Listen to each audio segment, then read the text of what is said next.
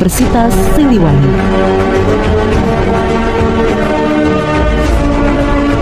Terletak di pusat kota Tasikmalaya, Universitas Siliwangi.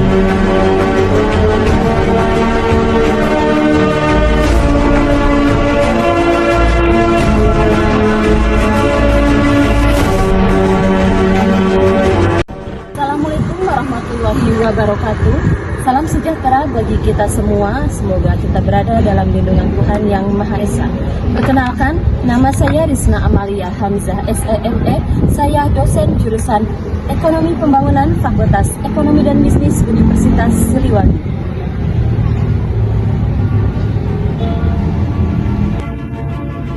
Pada kesempatan kali ini, saya akan menjelaskan pembelajaran pada salah satu mata kuliah wajib yang saya ampu, yaitu Bank dan Lembaga Keuangan lainnya.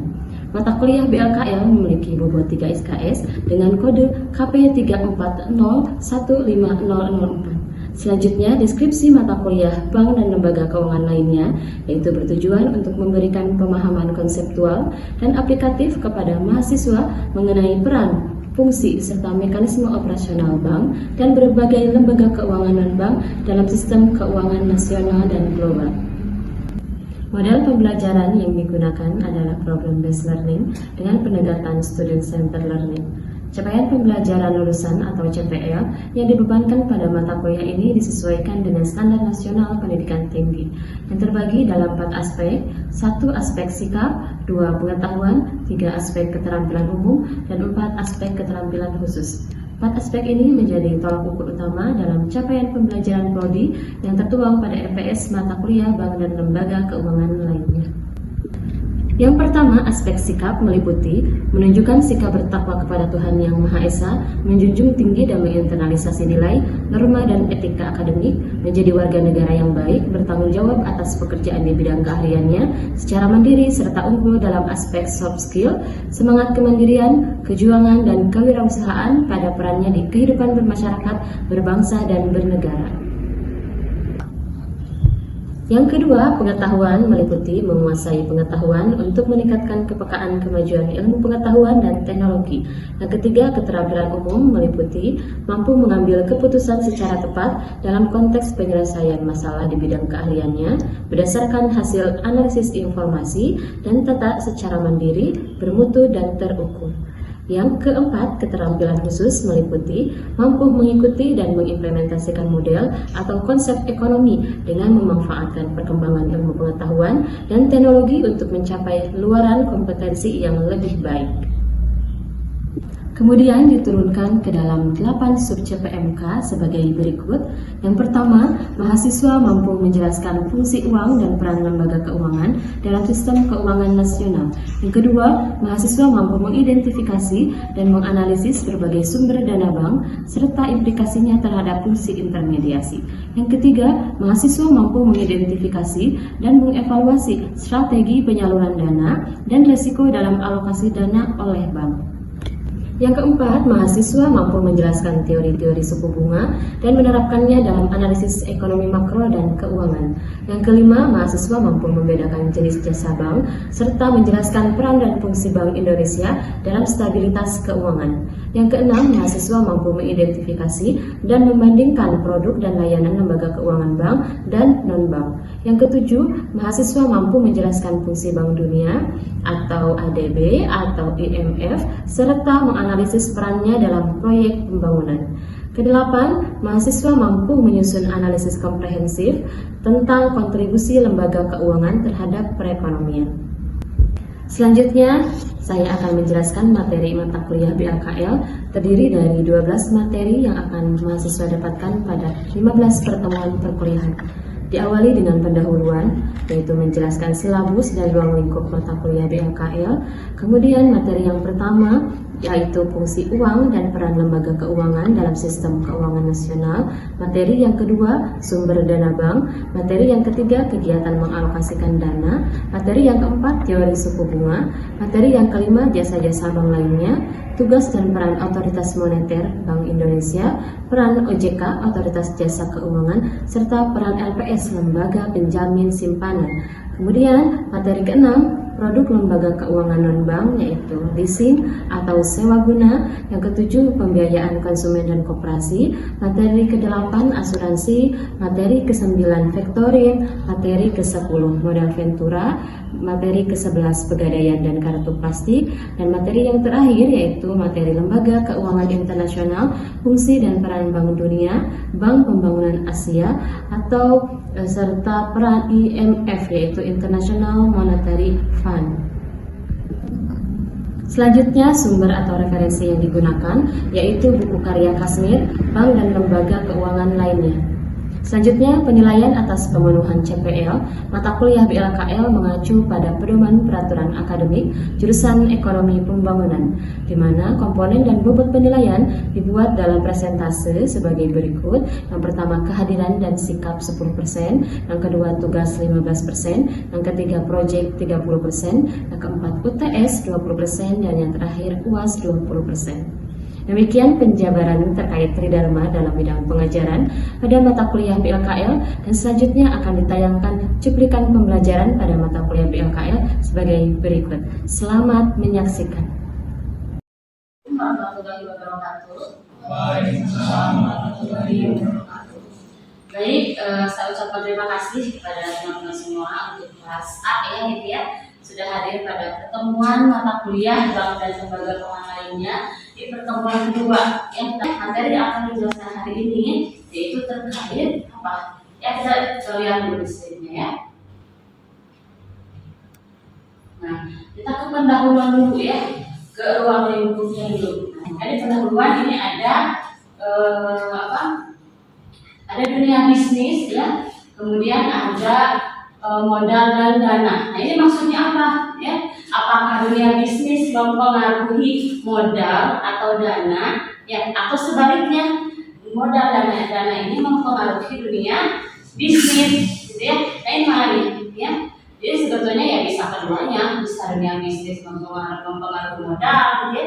Modal dan dana juga bisa mempengaruhi dunia bisnis. Pengaruhnya ya dunia bisnis modal pengaruhnya terhadap dunia bisnis ya, keberlangsungan dunia bisnis. Di dunia bisnis gak akan bisa berlangsung gitu ya, proses pengelolaannya misalkan dari manufaktur, misalkan pertanian, kalau nggak ada modal nggak akan jalan usahanya gitu ya, atau mau buka cabang misalkan gitu ya, apalagi pada saat kemarin fenomena COVID ya. Nah, itu ya, mereka banyak yang collab, usaha-usaha banyak collab karena apa? Masalahnya apa? Pas zaman COVID banyak yang PHK ya. Perusahaan-perusahaan besar, bahkan perusahaan-perusahaan besar itu mem-PHK karyawannya, apalagi yang perusahaan kecil kayak UMKM gitu ya, banyak yang bangkrut, banyak yang collab. Masalahnya apa utamanya? Selainnya dampak dari COVID ya, masalah utamanya apa? Dari apa? Karena kekurangan modal ya, karena kekurangan dana kan. Nah, makanya modal atau dana ini sangat-sangat diperlukan, atau dunia bisnis akan tergantung terhadap modal. Nah, masalahnya lagi ya, pertanyaannya lagi, untuk mendapatkan modal dananya ini seperti apa? Ya, yang nggak ujuk-ujuknya, untuk ujuk-ujuk itu dari langit ya. Ada uang atau misalkan yang punya warisan dan sebagainya, itu mungkin bisa ya dijadikan modal. Tapi kan enggak, tapi terbatas kan, warisan atau misalkan itu terbatas. Kalau misalkan punya aset ya yang bisa dijadikan modal, itu juga terbatas. Jadi ya pasti kalau perusahaan itu harus terus-terus mengolah keuangan gitu ya, buat perusahaannya gitu. Makanya harus ada lembaga yang menaungi itu ya. Makanya yang disebut adanya di Indonesia itu harus ada lembaga keuangan, yaitu lembaga keuangan bank dan lembaga pembiayaan gitu ya. Tapi tidak hanya sebagai akses permodalan ya, tapi lembaga pembiayaan atau lembaga bank juga kan bertugas untuk menyimpan dana ya. Kan tugasnya bank tidak hanya memberikan kredit ya, tidak hanya memberikan pembiayaan dana, tapi juga bisa untuk menyimpan dana dari masyarakat. Kita next lagi. Jadi definisi lembaga keuangan secara umum ya.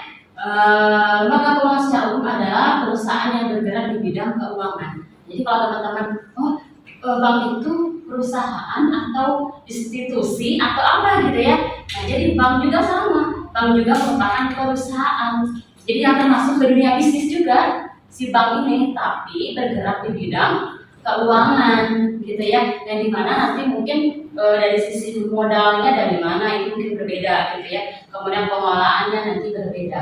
Ya, jadi sama-sama bank juga adalah dinamakan perusahaan ya, tapi yang bergerak di bidang keuangan. Kemudian tadi menghimpun dana, kemudian menyalurkan dana ya. Jadi tidak hanya memberikan kredit aja, tapi juga punya fasilitas, punya jasa untuk menghimpun dana, menyimpan dana ya. Teman bisa baca ya, ini menurut Undang-Undang Nomor 10 Tahun 98, sama juga ya, badan usaha yang menghimpun dana dari masyarakat kemudian disalurkan kembali kepada masyarakat. Yang tujuannya untuk apa? Tentunya untuk meningkatkan taraf hidup rakyatnya, meningkatkan taraf hidup UMKM, meningkatkan taraf hidup ekonomi kita ya, ekonomi keluarga gitu ya. Gitu. Adanya banget kita bisa membantu ya, mungkin untuk biaya kuliah gitu ya, untuk biaya yang lainnya gitu ya. Jadi untuk meningkatkan taraf hidup rakyatnya. Nah, ini ada kerangka ya. Jadi lembaga keuangan tadi ada dua ya, yaitu lembaga keuangan bank sama lembaga keuangan bank lainnya. Yang di lembaga keuangan bank ada tiga ya, ada bank sentral, kemudian ada bank umum, kemudian ada bank BPR ya. Nah, bank sentral, teman-teman tahu bank sentral? Bank sentral Indonesia siapa? Di mana? Apa namanya? Bank Indonesia ya. Jadi setiap negara harus ada bank sentral ya, harus punya bank sentralnya. Jadi bank pusatnya ya. Jadi yang punya regulasi, yang punya peraturan, yang mengawasi bank-bank umum adalah bank sentral. Jadi yang mengawasi bank BRI, bank Mandiri ya, bank BCA adalah bank sentral. Ya. Tapi mungkin yang teman-teman tahu sekarang adalah tugas untuk mengawasi bank umum itu dialihkan ya. Dialihkannya ke mana? Dialihkan ke OJK ya, ke Otoritas Jasa Keuangan. Jadi ada tugas bank sentral yang dipindah tugaskan, dia dialih tugaskan ke OJK ya. Kemudian bank umum, jelas teman-teman tahu ya, bank umum adalah bank BRI, BNI, BCA ya. Tapi mungkin nanti ada bank swasta, ada bank nasional, ini bagi-bagi ya, sesuai fungsinya, sesuai tugasnya, sesuai kepemilikan. Jadi ada bank swasta, ada bank nasional, ada bank negara ya. Kemudian bank BPR yaitu bank pemkreditan rakyat ya. Jadi apa sih bedanya Bu sama bank umum? Ya, kalau bank BPR adalah bank yang nasabahnya adalah hanya satu wilayah aja gitu ya. Jadi misalkan bank BPR itu melayani desa mana gitu ya, jadi hanya satu wilayah aja, dia beberapa wilayah aja. Tapi kalau bank umum kan itu melayani semua nasabah ya, yang dari mana aja dilayani gitu ya. Ini teman-teman bisa dipahami ya. Boleh sampai sini? Apakah ada yang mau ditanyakan? Boleh? Izin bertanya Bu. Boleh. Mengenai ini yang satu pasti dia Bu. Iya. Paham gitu gimana? Boleh. Jadi kartu ini adalah kartu ATM yang teman-teman pegang ya. Jadi ada kartu ATM, artinya kartu yang dari dari plastik gitu ya, walaupun plastiknya berbahan plastik apa gitu ya, plastik premium, plastik apa, tapi ya dijelaskan aja plastik. Jadi kartu yang terbuat dari plastik gitu ya, itu kartu ATM ya, kartu debit, apalagi yang ada pakai kartu itu ya, itu bisa dinamakan dengan kartu plastik gitu ya. Jadi yang mungkin yang ini yang dimaksud di sini adalah kartu ATM sama kartu debit ya, atau kartu kredit ya, gitu, yang bisa digunakan untuk apa? Untuk transaksi ya, untuk minjem. Kartu debit kita nggak bisa minjem ya, tapi kalau kartu kredit kita bisa minjem gitu ya. Oke, udah paham ya ini ya. Kita lanjut lagi ke, kita masuk ke sejarah uang ya. Jadi sebelum akan membahas bank lebih jauh lagi, ini harus tahu dulu tentang uang. Teman-teman kenal ya uang ya, udah kenal ya, dipakai sehari-hari gitu ya. Kita semua butuh dengan uang, kalau nggak ada uang nggak bisa hidup ya, gitu ya. Jadi sejarah perkembangan uang dulu sebelum zamannya Romawi lah ya. Sebelum Romawi itu 500 sekian Masehi ya, jauh banget lah ya. Kita belum ada gitu ya, orang tua juga kita belum ada ya, zaman dulu sekali. Jadi bagaimana masyarakat itu bisa bertahan hidup ya. Kita kan manusia adalah fungsinya adalah bagaimana saja kita bisa bertahan hidup untuk mencukupi kebutuhan sehari-hari. Kita bagaimana caranya? Ya, kita bertahan hidup, saya kerja, ya. Saya kerja supaya bisa memenuhi kebutuhan.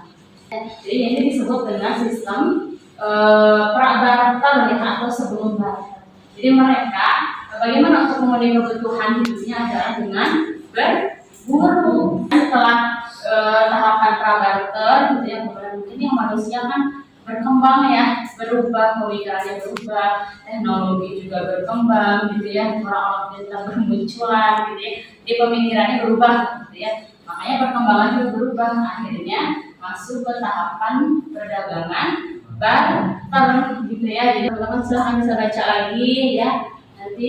Nah kemudian selanjutnya setelah barter tadi ya, permasalahannya masuklah ke tahap uang barang.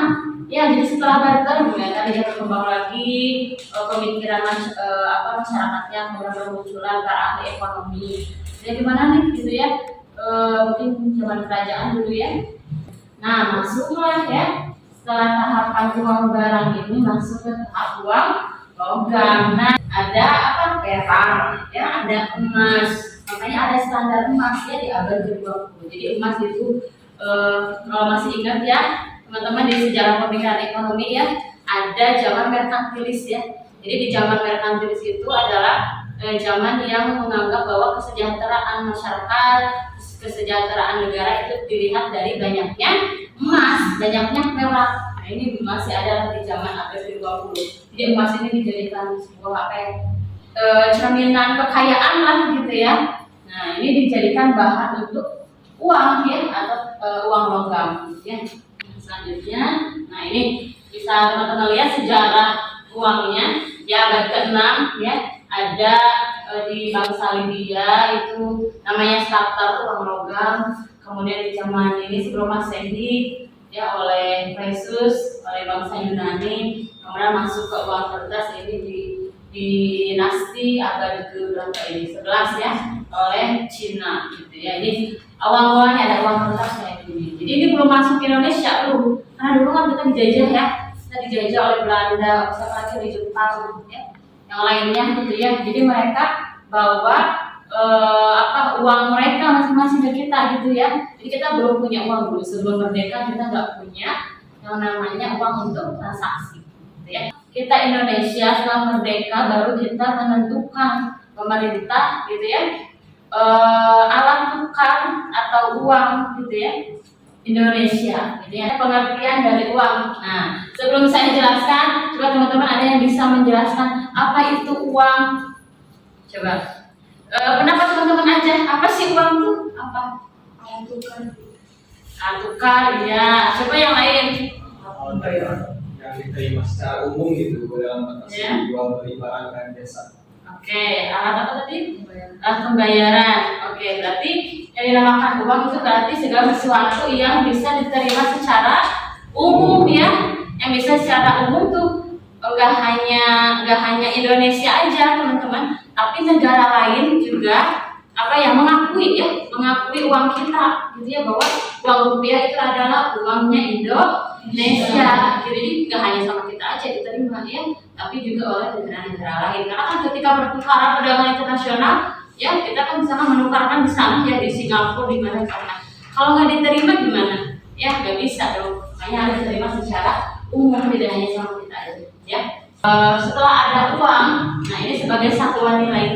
Jadi barang-barang itu bisa dinilai sekarang. Yang awalnya kalau barter gitu ya, sapi ditukar sama cabai kan nggak make sense ya gitu ya. Nah sekarang setelah ada uang gitu ya, jadi si barang itu ada nilainya, yang mahal, yang murah mana gitu ya, yang harganya menengah gitu. Nah itu bisa dinilai oleh uang gitu ya. Nah dari uang ini ada jaminan, kemudian tadi diterima secara umum ya, udah jelas. Nah uang juga sama, harus ada jaminan. Jadi jaminnya siapa? Oleh pemerintah ya, harus ditulis di undang-undang gitu ya, di Pancasila juga kan gitu ya. Jadi harus ada jaminan. Nah, kemudian nilainya stabil, kemudian mudah dipecahkan. Artinya apa? Kalau mudah dipecahkan dalam satuan-satuan kecil, coba. Yang 5.000 ada 10.000 ya. yang apalagi ada 20.000 ya, sampai ke nilai satuan yang paling kecil berapa sekarang? 500 ya, 100 ya, masih ada 100 perak ini. Jadi sampai satuan kecil tuh ada gitu ya. Kemudian di supply ini harus elastis, artinya ketersediaan uang di Indonesia itu harus mencukupi kebutuhan masyarakat Indonesia secara nasional ya. Jadi itu jangan sampai misalkan istilahnya volatilitas uang di negara Indonesia itu rendah gitu ya. Jadi harus terus ada yang beli, harus daya belinya harus terus berputar gitu. Jadi jangan sampai seperti kemarin COVID ya. Nah, ini jenis-jenis uang ya, berdasarkan bahan ada uang logam itu ya emas, perak, perunggu, uang kertas gitu ya. Uang bernilai penuh itu adalah uang yang nilai intrinsiknya, yang nilai bahan uangnya itu lebih mahal dibandingkan nilai nominalnya. Yaitu uang apa? Uang logam. Nah, uang logam kan bahannya lebih mahal ya daripada nominalnya, gitu ya. Nah, kebalikan dengan yang tidak bernilai penuh ya. Kalau yang tidak bernilai penuh berarti bahannya itu lebih murah dibandingkan nominalnya, yaitu uang kertas. Uang kertas kan bahannya lebih murah ya dibandingkan nominalnya. Kalau uang kartal adalah uang logam sama uang kertas, artinya uang cash ya, uang cash yang ada di dompet gitu ya. Kalau uang kira adalah uang yang ada di bank gitu ya, entah itu surat-surat berharga, cek, giro, gitu, kredit card gitu ya, yang ada di mana, di e-wallet ya, di OVO, di GoPay, di Dana, apalagi di mana lagi sih, e-wallet apalagi bisa gitu, di paylater bisa ya, pokoknya yang ada di e-wallet ya, nah, itu jadi termasuk ke uang kira. Ini untuk kawasan ada uang lokal, regional, internasional gitu ya, teman-teman bisa baca. Sudah paham ya. Nilai nominal ya, nilai-nilai uang ya. Jadi nilai-nilai uang yang ada di uang kertas atau uang logam itu ada yang namanya nilai nominal, itu nilai yang tertera di uang ya, 10.000, 100.000 gitu ya. Nah, kalau nilai uang real ini ada nilai uang yang dipengaruhi oleh tingkat inflasi. Karena boleh. Saya akan menjawab mengenai dampaknya misalnya. Ya. Ini kejadian seperti ini teh, pasti yang mencoreng nama baik institusi, terusnya kampus, tetapi juga ini teh merugikan mahasiswa, terus para pedagang yang ada di sekitar kampus gitu, maupun pihak kampus itu sendiri gitu. Nah, peristiwa ini menunjukkan bahwa masih ada celah gitu Bu di kampus teh. Yang pertama tuh di pengawasan, terus dari segi pokoknya intinya pengawasan lah Bu, kurang gitu Bu. Iya. Udah paling segitu paling Bu dari saya. Nah, yang lainnya boleh, ada lagi yang mau menanggapi? Boleh Bu. Untuk dampaknya sendiri bagi masyarakat ataupun mahasiswa, salah satunya itu kerugian finansial, di mana mata uang itu kan sudah tidak asli gitu, sehingga tidak memiliki nilai. Nah, karena tidak memiliki nilai jadi tidak bisa digunakan untuk transaksi. Kemudian juga akan berdampak kepada kepercayaan terhadap lembaga keuangan, di mana masyarakat itu kurang percaya lagi gitu. Boleh. Ada lagi yang mau menanggapi? Yang lainnya? Kenapa sih atau terkait dampaknya, atau misalkan Bu ada informasi terbaru gitu ya terkait info itu misalkan gitu ya, karena yang sejauh ini infonya masih simpang siur ya, itu alasannya apa gitu ya, belum jelas gitu ya. Ternyata misalkan saya punya info baru nih gitu, boleh misalkan ada. Kalau mungkin tidak menanggapi, tapi ada pertanyaan dari saya, boleh? Boleh. Mengenai pemalsuan uang ini. Boleh. Nah, aku pernah baca bahwa ternyata pemerintah juga bisa mengintervensi ataupun mengantisipasi pemalsuan katanya dengan mencetak uang anti pemalsuan. Nah, itu gimana Bu? Apakah memang beda dari desainnya atau gimana? Ataukah apakah itu sebuah solusi yang baik atau enggak gitu? Cetak uang katanya yang anti pemalsuan gitu, saya kurang tahu mana. Nah gitu. Uang yang dicetak untuk khusus gitu ya, itu khusus untuk anti pemalsuan, atau misalkan uangnya disebarluaskan nggak kalau menurut ini baca di beritanya? Jadi gini maksudnya, salah satu cara pemerintah untuk mengantisipasi adanya pemalsuan uang itu dengan mencetak uang yang memiliki fitur anti pemalsuan katanya. Ya itu iya betul. Nah, Tapi bagaimana? masih tetap ya Iya, bisa nah itu kan dipalsukan ya, ya. yang itu apa yang Iya. menjadi solusi sebetulnya atau seperti Ya, apa? ya, betul. Nah ini sebetulnya ya ini makanya ya yang jadi anehnya yang saya baca berita itu bahkan pihak dari Bank Indonesia juga ya itu ada gitu ya pada saat apa namanya kalau di berita tuh bukan interogasi apa tuh ya klarifikasi konferensi gitu ya konferensinya itu kan pada pihak banknya itu bank BRI-nya tuh ada ya pihak Perurinya tuh ada gitu ya bahkan mereka menjelaskan bahwa uang kita itu aman gitu ya artinya akan susah dipalsukan akan susah dituruti gitu ya karena dari sisi bahannya yang eksklusif yang bahannya juga impor gitu ya dari negara lain bukan dari negara kita gitu ya karena orang-orang pintar ya makin pintar tapi tidak punya attitude yang baik gitu ya, tidak memanfaatkan ilmunya dengan baik gitu ya jadi mengagungkan egonya kali gitu ya memanfaatkan kekuasaannya gitu ya karena itu siapa dosen gitu kan tenaga pendidik gitulah ya mereka kan orang-orang pintar ya orang pintar bukan orang-orang sembarangan gitu mereka pendidikannya pada tinggi tapi itu tidak bisa menjamin gitu ya perilakunya juga yang baik gitu ya yang sesuai dengan etika yang baik yang benar yang salah gitu jadi ya salahnya ya orang gitu tadi ya selain pemerintah tadi mengintervensi untuk membuat uang yang bagus tapi juga harus mengedukasi tadi ke masyarakat tidak hanya ke masyarakat awam aja tapi yang kita nih apalagi kita ya sebagai masyarakat sebagai mahasiswa nih yang tahu ilmunya nah ini harus tidak hanya berilmu tapi juga harus beretika gitu ya itu mungkin ya yang bisa saya jawab mudah-mudahan puas dengan jawabannya gitu ya ini karena sudah jam berapa sekarang ya udah sore teman-teman ini bisa kita akhiri pertemuan hari ini saya ucapkan terima kasih yang atas semangat belajarnya ya mudah-mudahan ilmunya bisa diserap gitu ya kemudian nanti kita akan ketemu lagi di minggu depan dengan materi selanjutnya ya nanti selanjutnya adalah materi terkait bank ya karena uang kita sudah kenal nah kita lanjut ke materi yang bank di minggu depan ya jadi silakan nanti tugasnya dikerjakan ya tugasnya adalah untuk membuat ringkasan pertemuan hari ini itu silakan diringkas nanti dikumpulkan setelah UTS seperti itu ya. Nah saya juga ingatkan lagi absensinya harus diisi ya. Nanti linknya sudah saya share di grup, gitu ya. Baik, kita akhiri saja pertemuan hari ini dengan bacaan hamdalah bersama-sama. Alhamdulillahirobbilalamin. Wassalamualaikum warahmatullahi wabarakatuh.